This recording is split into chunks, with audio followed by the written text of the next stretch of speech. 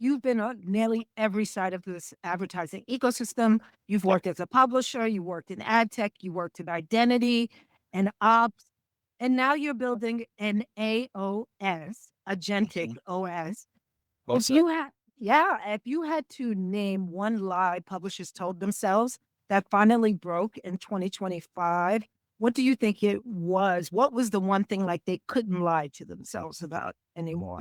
Yeah, that's a good question. I think it's the impact of AI. I think that for the longest time, we didn't really know, because it was out in 2022 and everybody was like, oh, okay. Like, didn't really impact my business materially in terms of open AI being one of the first native apps that kind of came out that folks started kind of leaning into the Claudes of the world, perplexities, et cetera. But what it really was an exercise in crossing the chasm. And until Google came in, nobody was really going to feel too much of the pain because it's just kind of a slow crossing of the chasm. Different industries have been through this. And Google made their impact, and once they made their changes 6 to 8 months ago, enough people did feel the impact. If Google represents 70 to 80% of a traditional digital web publisher's traffic, when they made that shift, and it varies, it's been somewhere in the neighborhood of 30 to 50% in terms of the impact. We can't like lie to ourselves anymore. I think for the longest time, and there are certain categories I think that are doing okay, like sports, breaking news. Those are things that the LLMs aren't really nailing right now. There's hallucinations that you hear about. So I think that those are more prevalent in some categories versus another. But Google made their change and it's done. That happened. And so now it's almost kind of reset. Now Google's in the game playing and it's affecting web, from traditional web browsers search with their AI summaries. And now we're going to go back into the crossing of the chasm. And so, this is kind of, I make the analogy of like things like CTV, as an example. My parents actually have gone back in time to not be cord cutters and use cable because they can't remember, which program is in which app and all of that. Although I think Apple has done a good job nailing, some of the summaries, keeping what you watched where, so you can kind of jump back into it. Although there's some big folks like Netflix that are not plugged in there that would be great to have in. But the point is, we're still crossing the chasm there. It's very fragmented. It's very, kind of hard to navigate. And I think that you're going to see the same thing with AI and the LLMs. So, like, impacts to the publisher business over time are going to be smaller. Said another way, publishers, I believe, have runway to get their house in order because ultimately now you've lost 30 to 50% of your traffic up here. It's going to continue to recede. I don't think that we'll ever get to a zero. That's panacea. I just don't believe in those absolutes. Those never pan out, but it will be lower. Okay. So if it goes lower over time, what are the alternatives, the arrows in your quiver that you're going to pull out to use to make up for that loss of traffic? There are things like traffic acquisition that was a bad word from the longest time in the sense of like made for ad sites, but it doesn't have to be that way. If you are smarter about the traffic that you have on your site and you keep them more engaged in the content, going out and buying users should be easy because if you can keep them, to the second page view, the third page view, you're making more money. And that's more money that you have to invest in customer acquisition, bringing traffic to the site, newsletters, investing in getting more people to log in and authenticate to a site. My former company, Arena Group, we're doing a great job just offering that up to people. 30 to 50,000 people per day are registering with their email. And you're seeing other sites do this. Push notifications becomes more important to get people to come back. When you have your cell phone open and you get alerts and notifications of new articles that drop, that gets you back into the site. That makes up for lost page views. So there are a myriad of alternatives, syndication, Apple News Plus, Yahoo with a big direct publisher, people come to their site to check email. They're more immune to the haircut in terms of traffic. So they have a syndication network that, publishers rely upon for traffic. That becomes more important. So it's just a diversification strategy and thinking more like a marketer. I think that we'll be in a good place. But yeah, that was kind of the one we probably lie is a harsh word, but just weren't as honest with ourselves because we didn't know, ultimately what was going to happen. Jason, You speaking about publishers becoming more like marketers brings me to something else. I think not just thinking about how they look at their audiences or how they look at their content, I think also thinking about their metrics differently. I remember you mentioning at Monster Sell Side Summit that RPS was the new God metric. Yeah. And I want to know what actually will change for publishers if they start to optimize for RPS instead of RPM. What happens to their content decisions? How do they think about ad load and things like that? What changes for them? Yeah, this is kind of dovetailing from what we were talking about. When you become the marketer, you have to invest in things like CRMs, understand your consumers. For the longest time, we as digital media publishers haven't had to. And it wasn't that we were lazy or, not being intelligent or anything like that. There was no incentive to really, and we knew the audiences that came to our sites, but not the individuals. We weren't logging those individuals in. There was no reason for us to really get an email and build that relationship unless you were like a subscription type business like the Wall Street Journal, the New York Times. They've been thinking like marketers for years because they're doing customer acquisition. There's a keyword in that world called lifetime value. Once you're tracking that user, you have its CDP, a data lake, CRM. Like those are things that publishers haven't had to invest in. They're significant costs.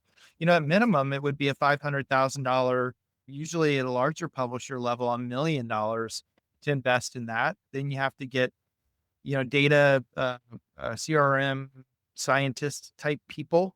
So you have to attract that talent. That has to be that muscle has to be trained because usually those people would either go to a marketer or they would go into, an technology company like a Meta or a TikTok or a Google, even machine learners. Maybe some of the bigger publishers like a Yahoo or a People will get some more of those talented individuals in their organization. But the reality is, it's going to come down to, and you've heard people like Freestar talking about this. You've heard people like Mediavine talking about this. Amanda Martin has spent time talking about it. Heather Carver at Freestar has been talking about it. The good folks over at Raptive have been talking about it, where they're doing that on behalf of their publishers. They're building that stuff into their system, and they're helping them get to this God metric that I'm talking about, which is revenue per session, to test new things on the page. We're new things, we're coming in there and helping some of these partners organize the thing on their page, and we're reporting in an RPS and an RPM fashion, but we're a subset, right, on the page. We usually don't get called until at some point, in line injected into the content or down below at the end of the article. A lot of those intermediaries for kind of the torso tail publishers, they get to see everything and they're incorporating that into their systems. Some of the CDPs have that capability if you're a bigger publisher, like I mentioned. But then, data management platforms are doing this for some tiers of publishers where they're having CDP light type offerings. So yeah, and all told, I think you're seeing a lot more publishers move there, and they have tools now, more and more coming available, and partners that can help them look at the world through that lens. Okay, so for the content piece, though, how should publishers be thinking about redefining what quality content is, especially if we're wanting users to engage more, to have deeper sessions, not just more page views? How should publishers redefine quality content in 2026? Yeah, it's a good question. It's matching content and users to content. So if you want somebody to, if you come in and you're looking at a Michigan Wolverine page about a certain game the day before, and this is again the lens that we look at the world through, using LLMs to understand content and audiences on the page to recommend relevant content to those audiences based on their session, based on what they're into. And so when you use that technology, you can get them instead of, the one and dones. You see PPS's page views per visit of, 1.25. We're seeing now 1.75, 2, instead of, a dwell time of a certain amount of time on the page. We're seeing that go to 100 to 200x. That has impact on impressions per page view. That has impact on additional page views. Like I said, page view per visit. And then that also keeps them coming back. Like, let's remember about we're, if you move towards thinking like a marketer, you're setting a brand. Marketers have been great about this always. And a lot of large digital publishers have too. But I think everybody's building a brand now. And if you're able to have the better user experience, it's more tailored content experiences because you're using data and it's easier to use data in an intelligent way in an LLM AI world, then they're going to remember that and they're going to come back more and more. This this is just so crazy to me because I feel like personalization has been a goal for like I don't want to say how long I've been Yeah. in digital media, like for like early 2000s. I'll Yeah. keep it real, you know? Like this idea of personalization has been a goal. Like what where did we get off track? What Free traffic. And again, like I said earlier, it's not, we had free traffic in two sources over the past couple of decades. It's been a great couple of decades for digital media publisher. We've had free traffic from Google. Now it's not free, like you have to bring in, I've always said that there's traditionally in the traditional digital media model, there's been two strong pillars inside a digital publisher organization. One is definitely stronger than the other. Growth is one, and that's the SEO ninjas, the editorial SEO team. Usually sits in product and edit. It's kind of the organization's kind of bifurcated, not evenly. Most that's like 60, 65, 70% of the hour, if you want to use, corporate speak, sits on that side of the house because that's where the content's created. That's where that free majority of that free traffic is coming. Social, for the longest time, we were able to get a lot of good traffic from social as that exploded. Now, Facebook over the past 8 years has tapered off.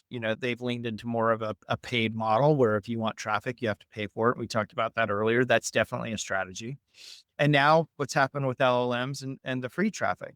So now that personalization desire, yeah, that was there. And I think, publishers would experiment with this and that in terms of like that next page that they recommend. But now it's even more apparent. Like now it's got to come up that priority list because publishers have a ton of priorities. And I think that one is always, it's been an aspiration, but I think that it's been kind of pushed down a little bit. that makes a lot of sense to me. I want to take a look into the future now. A little Yep. bit into the future, not too far into the future, but closely. There's a new potential standard or an agentic protocol, right? AdCP. Maybe first you can explain what AdCP is, but you've also compared this moment with AdCP to early open RTB. So first, if you can explain what AdCP is for folks, and then also what is the real opportunity, if any, for publishers, risks and opportunities for them in comparison to some other things we've seen like open RTB. Yeah. Yeah, we love acronyms, don't we? I think you coined a new one earlier, though. I do think that the AOS. I'm going to use that with my team. I like that. Uh, Modal Context Protocol is what we call an MCP, another Right. acronym. Mhm. What that? So we're a pure agentic platform. We've got about 5 agents publicly, in terms of things that do functions, features for Mula. One looks at the content on the page, one looks at all the publisher content, whether it be e-commerce, next article, vertical video, polling, and then matches those things up based on content in the session, the user information that we know. Another one optimized things on the page. Another one does and handles BI, both to feed into the agents and give them feedback loops of what's working, or what the data is, just plain and simple, or sharing that externally with publishers in a Slack channel. How'd you do yesterday? How'd you do 7 days before? How'd you do 14 days before? How'd you do 30 days before? But those agents need to talk to each other. Like I was saying earlier, we have an optimization agent called Aki, which is our most powerful one. It's like built on a stat sync platform, basically what Meta and TikToks are built on. So testing, constantly testing, like what goes better here? Should commerce go next article, commerce next article? Like what's the right recipe? You have to constantly do that, but they have to talk to each other. And an MCP, a model context protocol, does that. It says, I am an agent and I speak this language, and here is the data that I ingest based on my data schema.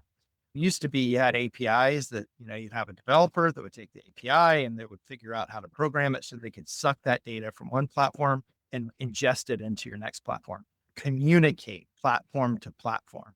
That's what an MCP does. But then there needs to be decisioning that happens off of that, because you're talking about potentially replacing a standard down the line. This would be, I would say, maybe 3, definitely 5 years from now.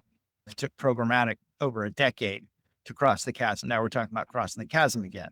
It's disruption upon disruption. And so that will shorten, but, would be unrealistic to think it would be anything in the 2-year range. It would probably be something in the 5-year range. But these are agents decisioning with other agents, a buy side agent that has that model context protocol attached to it. So it says, this is what I'm about. I want to buy your traffic, sell side agent. And then the sell side agent said, this is what I'm about. I want to sell traffic, buy side agent. And the AdCP is the layer that facilitates that to happen, just like the OpenRTB protocol does. And so the opportunity for publishers is? The opportunity for publishers, I think, is to have more transparency. I think for the longest time, maybe there wasn't as much insight into how many advertisers were coming through on a traditional demand side platform. I'm going to try use as less acronyms as I possibly can. And the supply side platform, I'm going to speak from a publisher perspective. I've kind of felt the existing dynamic in the OpenRTB powered programmatic ecosystem. The publisher side, I feel like, has been like mushrooms. We've been kept in the closet, fed garbage. Insert your other epithet there. But because we didn't know, we would have 5 demand side platforms significance. There'd be hundreds of bids behind each demand side platform, but it would be concentrated in one.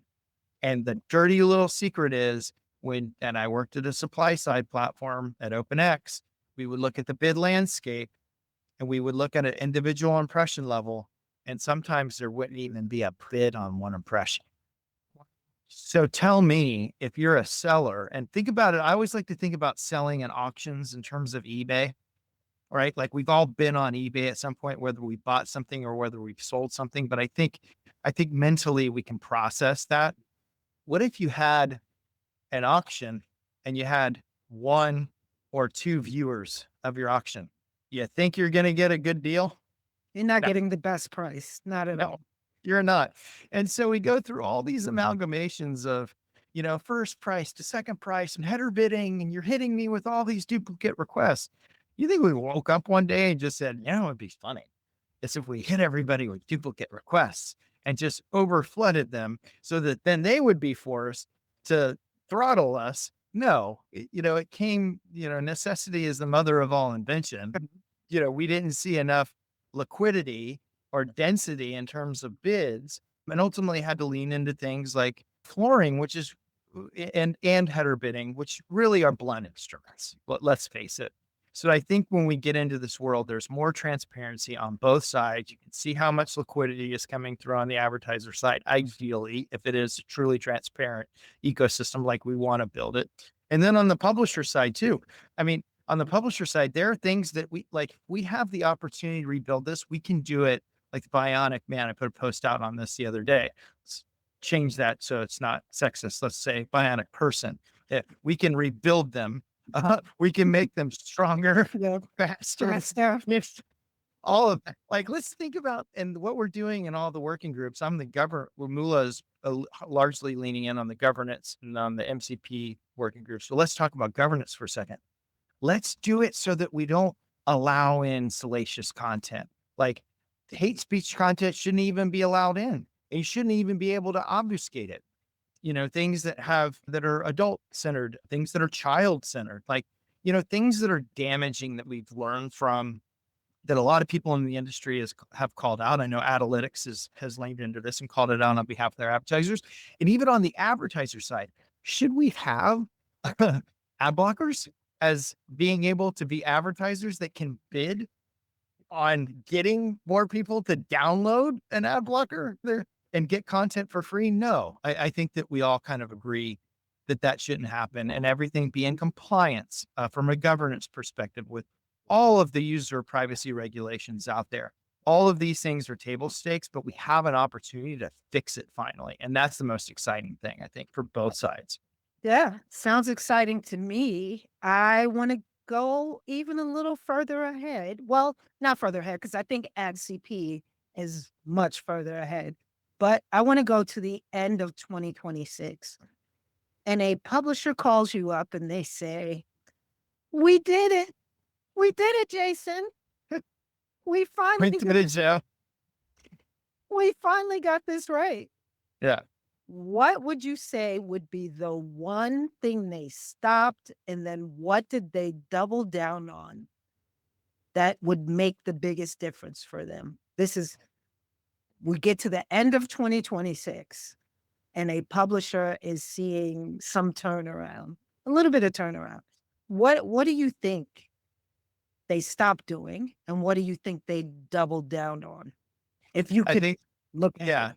they're going to stop what I call suiciding on things. Like when you put all of your eggs in a basket, you're kind of suiciding on something. It's like, really hope the Easter Bunny hops along this quarter and delivers my revenue. I've seen it on the direct sales side, but with big, large direct sales organizations, and the Easter Bunny don't come and the money don't come, so you have to stop doing that. Like, have a balanced portfolio in terms of your strategy from a traffic perspective. Let's unpack a couple of things. Let's talk about traffic. And let's talk about monetization, those big pillars that I was talking about earlier.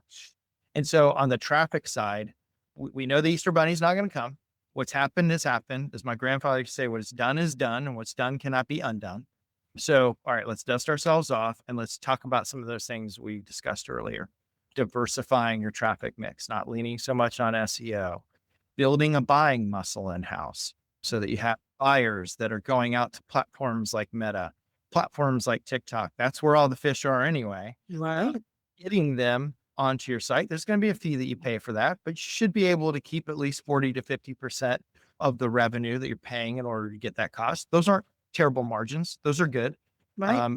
Dogs should hunt on certain levels. In order to do that, though, again, you have to think like a marketer and build kind of this third pillar that's going to happen in the middle, which is the understanding of users, understanding of user life cycles, whether you're selling them e-commerce products, whether you're selling them a subscription product, whether you're just making money off of the ad revenue that comes through, or doing a little bit of everything.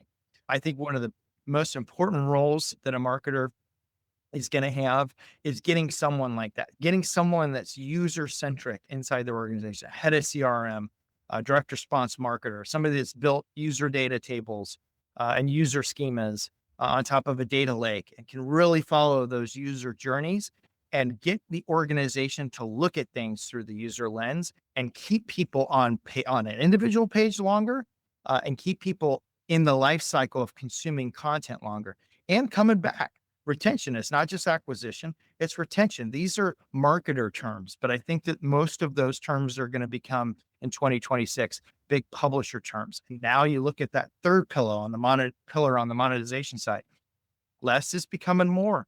Used to be the case, and we were talking about this with header bidding in that era, where more was more, not anymore. What we've learned is we're learning when you take out some of these intermediaries that are resellers that aren't necessarily bringing value to the table and taking a big chunk out of the equation, working directly with a handful of like big strategic partners and leaning into them. Working with a Magnite that's really, or an OpenX has really nailed the curation game and they're transparent with it. Index as well, working with some of those Pomatic, some of the larger supply side platforms, thinning out the herd. We tested this out at Arena Group. We've put case studies out on it, working directly with things like the Trade Desk, with OpenPath, getting more directly integrated with the demand, critically important. And that's going to increase your yield. And you need to increase your yield more so when you've lost a little bit of traffic. Oh, those are some big steps. I can see a lot of big publishers being able to do this. But what about, you did mention some people who are like all in on direct. What about these smaller publishers that 90% of their business is direct. What do they do? The bigger publishers where most of their traffic is direct, or No, the no, no. smaller What does publishers? the smaller Yeah. yeah, what do Yeah. the long tail? I think the torso to long tail that you're going to continue to see these partners that just become more valuable for them. Again, I'm going to call out some by name, but there are a myriad of them out there and they're all good because they are investing in technologies on behalf of their publishers. Publishers won't have to buy a CDP. They're going to do that for them. And they're going to have front end dashboards. Some of them already do that talk about things like revenue per session for this type of content category. And the editors are going to be brought closer to the revenue and the dashboarding as a result of that, leaning into other solutions like what we're helping them do in order to basically aggregate all of the content into an operating system and optimize that for them. Because I think, the term that I put out there is I felt like on the publisher side that we're playing a little bit of revenue twister. It's like, okay, wait, you're doing vertical video and you want to go on this type of content. Your, content recommendation, you want to go over here. Wait, you got polling. Like, where should I put that? Should that be Right. inline or what? There's so many things that need to go on the page and they should go on the page, but there's just a place in the session that it needs to go, not everywhere on the page. There needs to be some type of a design that optimizes that again for that best outcome, which is revenue per session. So I think all of those things are going to go into 2026. And if you land the plane, you're gonna be cooking with gas. Oh, I can't wait because I can't tell you how many websites I go on that I can't even read an I article know. because of all the shit that's happening. Excuse That's me. right. French. No, Excuse and my it's French. true. It's true. We have to fix it and we will fix it. There's no other choice. You can't I think gone are the days of doing one and done. You can't do it anymore. That model is not going to support itself. And like I said earlier, that dog don't hunt. Right. All right. Thank you, Jason. Thank you. Thanks, Len.